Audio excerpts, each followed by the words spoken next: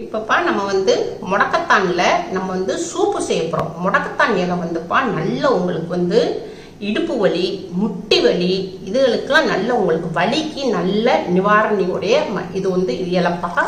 இது வந்து முடக்கத்தான் இலை. கீரைக்காரம்மாட்ட சொன்னீங்கன்னா உங்களுக்கு வாங்கிட்டு வந்து தருவாங்க. நான் வந்து எங்க வீட்டு பக்கத்துல கீரைக்காரம்மா வந்தாங்க. அவங்க கிட்ட சொன்ன உடனேயும் முடக்கத்தான் இலை தந்திருக்காங்க.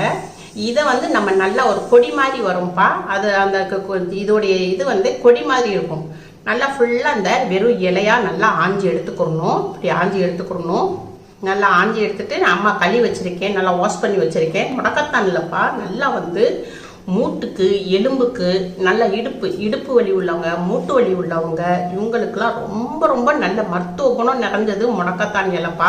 உங்களுக்கு இதை வந்து நீங்கள் வாரத்துக்கு 2 நாள் நீங்கள் இப்படி சூப்பு போட்டோ இல்லை இப்படி குடிச்சிட்டு வந்தீங்கன்னா உங்களுக்கு இந்த இடுப்புக்கும் முட்டிக்கும் ரொம்ப ரொம்ப நல்லா ஹெல்ப் பண்ணும்ப்பா இது.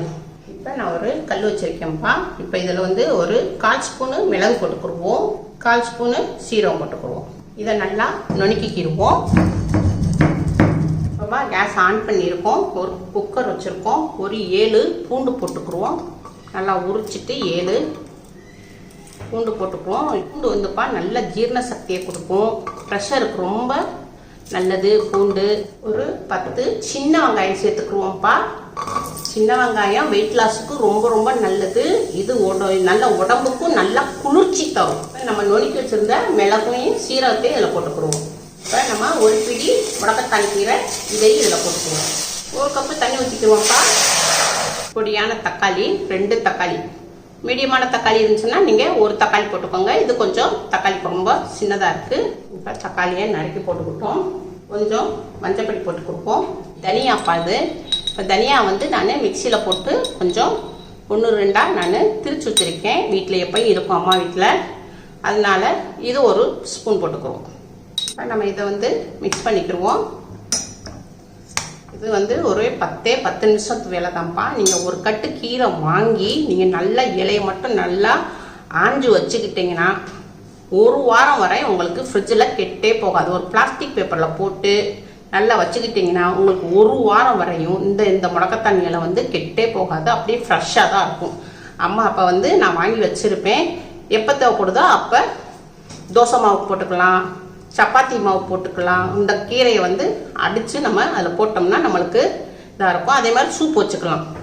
இது மாதிரி நம்ம சாப்பிட்டோம்னா நம்மளுக்கு நல்லா உங்களுக்கு எலும்புக்கு நல்ல ஸ்ட்ரென்த் கொடுக்கும்ப்பா. நல்லா இது இடுப்புக்கும் முட்டி வலிக்கும் ரொம்ப ரொம்ப நல்லது. இப்போயே சின்ன பிள்ளைகளுக்கு இப்போயே கொஞ்சம் கொஞ்சம் கொடுத்துட்டு வந்தீங்கன்னா அவங்க வருமுன் காப்போம். இப்போ வந்து இதை மூடி போட்டுருவோம். இப்போ நம்ம மூடி போட்டோம்ப்பா.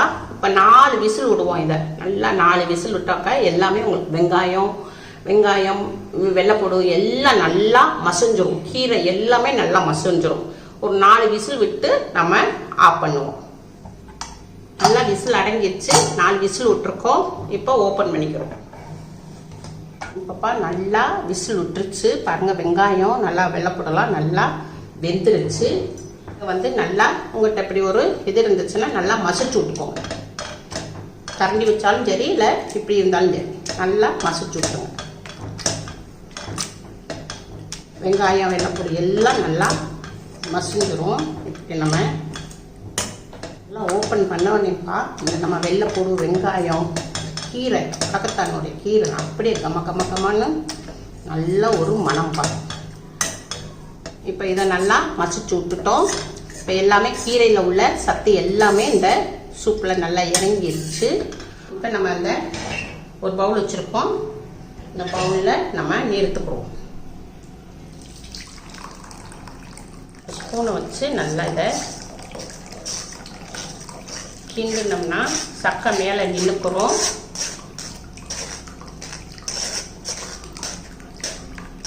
சூப்பு பூரா கீழே இறங்கிடும். இதே மாதிரி மெத்தடு தான்ப்பா உங்களுக்கு முருங்கைக்கீரை இதே மாதிரி செய்யுங்க. முருங்கைக்கீரை சூப்புக்கும் இதே மாதிரி மெத்தடு தான். இப்போ இது தேவையில்லை. இப்போ கொஞ்சம் மல்லி இலை லைட்டாக நறுக்கி போட்டுக்குவோம். கொஞ்சோன்னு மிளகு பொடி போட்டுக்குவோம்ப்பா. ஏற்கனவே நம்ம மிளகு பொடி காரம் போட்டிருக்கோம், லைட்டாக போட்டிருக்கோம். தேவையான அளவுக்கு பிங்க் சால்ட்டுப்பா, இது வெயிட் லாஸ் உடைய உப்பு. கொஞ்சம் கலந்துக்குருவோம். கொஞ்சோண்டு நம்ம இது வந்து நம்மளுக்கு சூப்பு சாப்பிடும்போது ரொம்ப டேஸ்ட்டாக இருக்கும்ப்பா. கொஞ்சோண்டு பட்ரு லைட்டாக போட்டுக்குவோம். அவ்வளோதான்ப்பா. இது நல்லா சூடாக இருக்கும்போது ஒரு பவுல் ஒரு ஆள் குடிச்சிக்கலாம்ப்பா. நீங்கள் காலையில் நல்லா இதை டெய்லி நீங்கள் காலையில் குடிச்சிட்டு வந்தீங்கன்னா உங்களுக்கு இதில் இந்த முடக்கத்தான் கீரையில் நிறைய மருத்துவ குணம் இருக்குது. இது சாப்பிட்டா ரொம்ப ரொம்ப நல்லது. அவ்வளோதான்ப்பா. நம்ம வந்து சூப்பில் வந்து ஒரு பிட்டு எண்ணெய் விடலை, எதுவுமே இது செய்யலை. கொஞ்சோண்டு நம்ம டேஸ்ட்டுக்கு கொஞ்சம் பட்ரு போட்டுருக்கோம். பட்ரு போட்டால் ரொம்ப டேஸ்ட்டாக இருக்கும். கொஞ்சமாக போட்டுக்கணும், ரொம்ப போடாமல் கொஞ்சமாக போட்டுக்கணும். இந்த ஃப்ளேவர் காண்டி பட்ரு கொஞ்சம் போட்டுக்கோம்.